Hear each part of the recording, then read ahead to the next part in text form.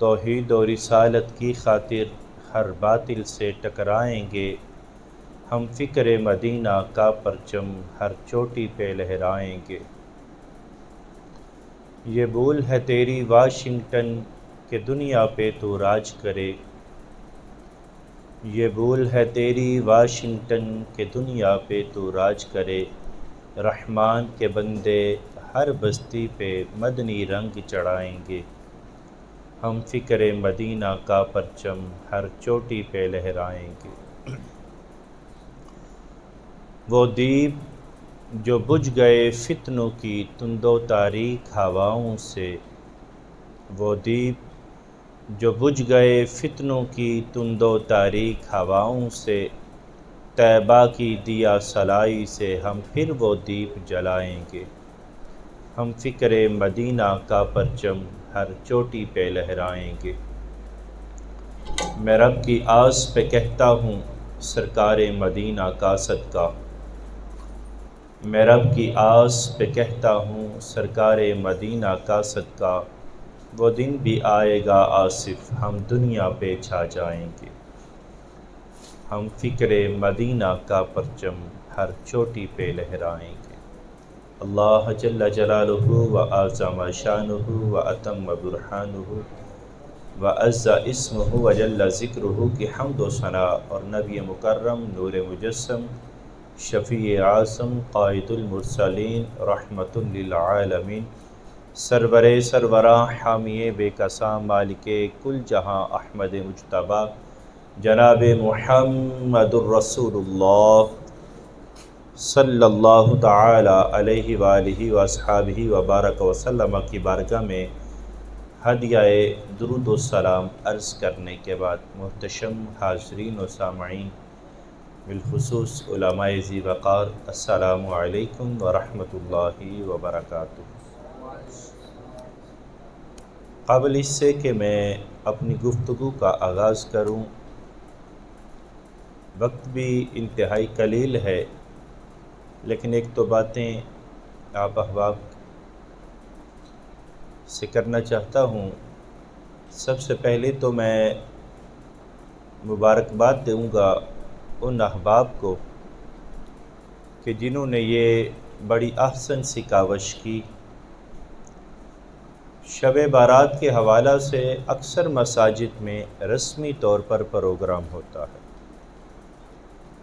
لوگ رسماً پروگرام کرتے ہیں، لیکن اس طرح سے جی جاں سے کاوش کرنا، یہ چند لوگوں کے حصہ میں یہ سعادتیں آتی ہیں، اور دعا گو ہوں کہ رب ذوالجلال بزم شالہ جیو مصطفائی،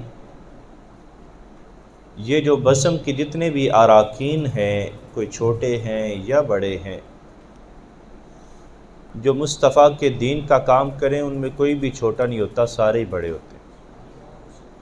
تو وہ جتنے بھی احباب ہیں، میں مبارکباد دوں گا ان کو بھی، اور دعا گو ہوں کہ مالک ان کے علم میں عمر میں برکتیں عطا فرمائے، اور انہیں اس طرح کی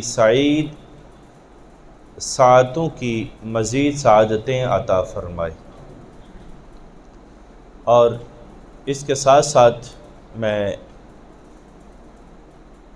آپ احباب کو یہ بھی کہوں گا کہ اکثر مساجد کے ائمہ جو ہیں، وہ اپنا کام بطور ڈیوٹی کرتے ہیں۔ جیسے کوئی بندہ کسی کا ملازم ہو تو وہ ملازم اپنی ڈیوٹی پوری کر کے تو کام پورا کر کے چلا جاتا ہے، اس طرح کے ائمہ مساجد بھی بڑے تھوڑے ہوتے ہیں جنہیں دین کا درد ہو، جن کی یہ لگن ہو کہ مصطفیٰ جان رحمت صلی اللہ تعالی علیہ وآلہ واصحابہ وبارک وسلم آپ کی مدح سرائی دن بدن بڑھ چڑھ کر ہونی چاہیے، اور جس بندے کی یہ تڑپ ہو کہ امت مصطفیٰ کے احباب جو ہیں وہ دنیا داری میں جو اٹکے ہوئے ہیں، اگرچہ دنیا داری جہاں تک دین نے اجازت دی ہے وہ کریں، مگر جتنا وقت چاہیے وہ دین کو بھی دیں۔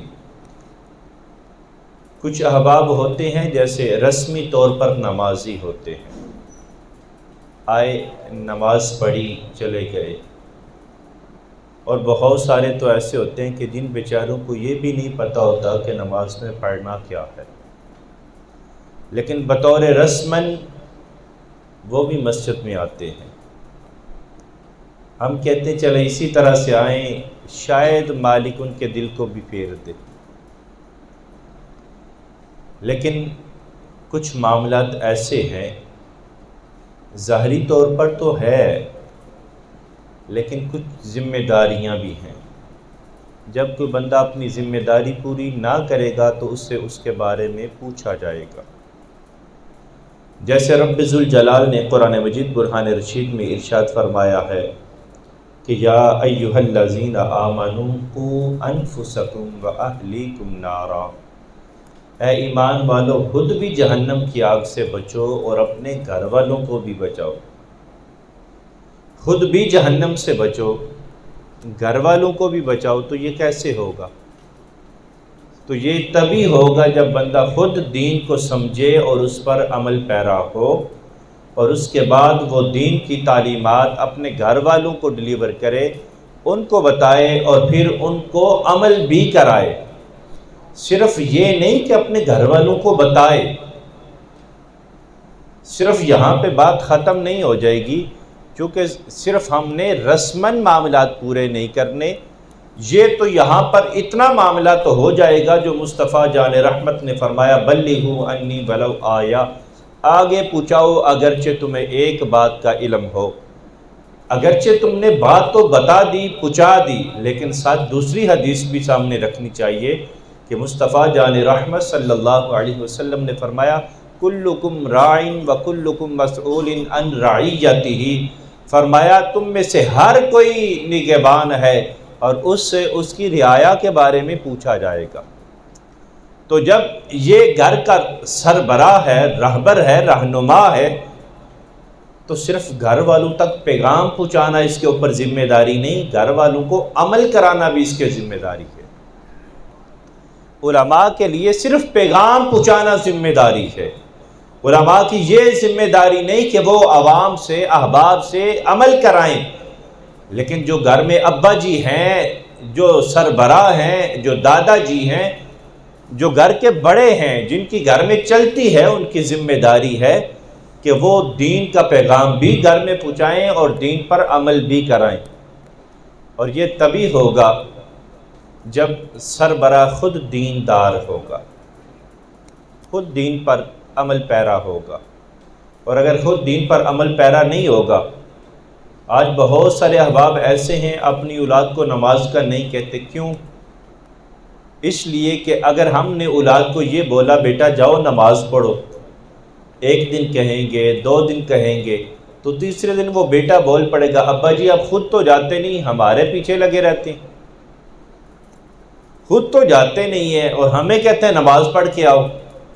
لیکن جب ابا جی خود نماز پڑھتے ہوں گے تو بچوں کو کہنے کی ضرورت نہیں پڑے گی، انہیں پتہ ہوگا ابا جی نے آ کے ڈانٹنا ہے، اور ابا جی بھی بے خوف ہو کے کہہ لیں گے، کیونکہ ابا جی کو پتہ ہے آگے سے مجھے یہ جواب نہیں دیا جائے گا کہ ابا جی آپ خود تو پڑھتے نہیں۔ انہیں پتہ ہے کہ میں پڑھتا ہوں اور ان کو کہتا ہوں، اور ان کو یہ جرت نہیں ہوگی کہ یہ مجھے یہ کہیں کہ ابا جی آپ خود نہیں پڑھتے۔ اور اس معاملے میں جو سربراہ ہیں ان کی کمزوریاں بہت واضح ہیں۔ ہماری مسجدوں کی ویرانی میں بہت زیادہ عمل دخل ابا جی حضور جو ہیں، جو گھر کے سربراہ ہیں، ان کے بھی ہیں، اس لیے کہ ہم سارا ہفتہ اپنے بچوں کو نماز کے لیے نہیں کہتے۔ جمعے کے دن ہم خود بھی بڑی پابندی کے ساتھ گھر میں گھر والوں کو ہاتھ پاؤں پڑے ہوتے ہیں کہ جی آج جمعہ ہے، آج حاجی صاحب نے، آج بزرگوں نے، آج ابا جی نے جمعہ پڑھنے کے لیے جانا ہے۔ ادھر سلون والے کو پتہ ہوتا ہے کہ آج فلاں بندے نے آنا ہے، اس کا خط بنانا ہے، اس کی داڑھی صحیح کرنی ہے، اور بہت سارے ایسے بھی ہیں جو جمعے کی تیاری کے لیے مصطفیٰ کی سنت کو اتار آتے ہیں. جانا ہے جمعے کے لیے، تیاری ہے جمعے کی، اور حرکت کیسی ہے؟ حرکت شیطانی ہے. جانا ہے جمعے کے لیے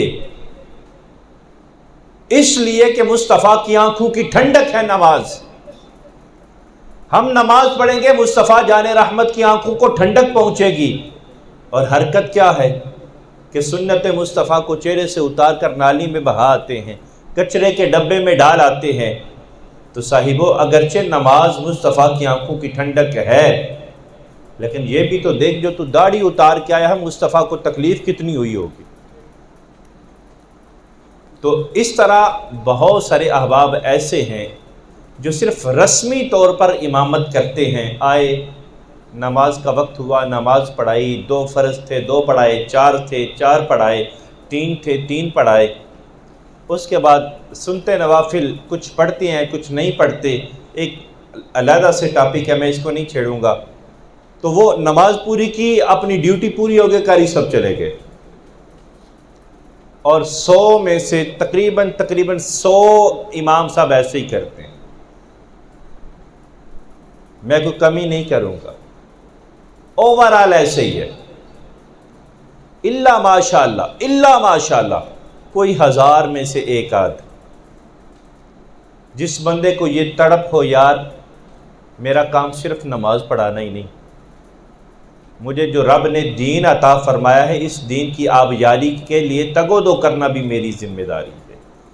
اور الحمدللہ ثم الحمدللہ یہ فکر اور یہ لگن، یہ توفیق رب ذوالجلال نے آپ کے امام کو عطا کر رکھی. آپ احباب بھی اس حوالے سے مبارکباد کے مستحق ہیں، اور آپ سے زیادہ آپ کے امام صاحب مستحق ہیں. آپ کو بھی چاہیے کہ اپنے امام کے دست و بازو بنے، چونکہ قطرے قطرے سے دریا بنتا ہے. اور جب دریا بن جاتا ہے، قطرے قطرے سے پانی زیادہ ہوتا ہے. جب وہ پانی بڑھتا چلا جاتا ہے تو پھر وہ پانی نہیں رہتا، پھر وہ آب رواں ہو جاتا ہے. اور پھر جب آب رواں بنتا ہے تو پھر بڑھتا چلا جاتا ہے، پھر وہ دا در دا بن جاتا ہے. اور جب دا در دا بن جاتا ہے تو اس میں ناپاکی بھی گر جائے تو اسے ناپاک نہیں کر سکتی. اور جب اس سے بھی قطرے بڑھتے چلے جائیں تو پھر وہ سیل رواں سے بھی آگے نکل جاتا ہے، دا در دا سے بھی آگے نکل جاتا ہے، وہ نالا بن جاتا ہے یا پھر وہ نہر بن جاتا ہے. اور جب اس کی یہ کیفیت ہوتی ہے تو پھر اس کے اندر جو مرضی گر جائے اس کا پانی ناپاک نہیں ہوتا. اور اس کی کیفیت یہ ہوتی ہے کہ ہر لگنے والی چیز کو پاک کرتی چلی جاتی. تو اس لیے قطرے قطرے سے دریا بنتا ہے. میں آپ احباب سے بھی ملتمس ہوں کہ آپ اپنے امام کا ساتھ دیں، تاکہ جہاں تک وہ تگ و دو کر رہے ہیں اس میں مزید اور نکھار آ جائے، اس میں مزید اور چاشنی آ جائے، اور وہ بھی مزید دل جمی کے ساتھ. بعض اوقات ایسے ہوتا ہے کہ انسان، آپ اس کی مثال یوں لے لیں، گھر میں کوئی بیٹا اچھا کام کرنا چاہتا ہے، وہ یہ چاہتا ہے کہ ہمارے گھر میں ڈرامہ نہیں چلے گا. اچھا کام ہے نا جی، اچھا کام ہے کہ نہیں؟ لگتا ہے آپ پچھلی دفعہ کا سبق جو ہے نا وہ بھول چکے ہیں. جو احباب بیٹھے تھے، میں نے عرض کیا تھا کہ رب ذوالجلال نے بولنے کے لیے زبان دی ہے، اور دماغ سر جو ہے یہ سوچنے کے لیے دیا، ہلانے کے لیے نہیں. اس لیے بولیں، سر کو نہیں ہلائیں. اور بولتا وہی ہے جو دل جمی کے ساتھ بیٹھا ہو، توجہ کے ساتھ سن رہا ہو، اور جس کو سمجھ آ رہی ہو. اور پھر بزرگ فرماتے ہیں کہ جو جتنا پوچھتا ہے اتنا سیکھتا ہے. حالانکہ اس کو ایک انگریز نے بھی یہی کہا ہے، لیکن ہمیں ضرورت نہیں ہے ان کا تذکرہ کرنے کی، اس لیے کہ اسلام نے کوئی کمی چھوڑی نہیں ہے. جب مصطفیٰ جان رحمت نے دین میں کمی چھوڑی نہیں ہے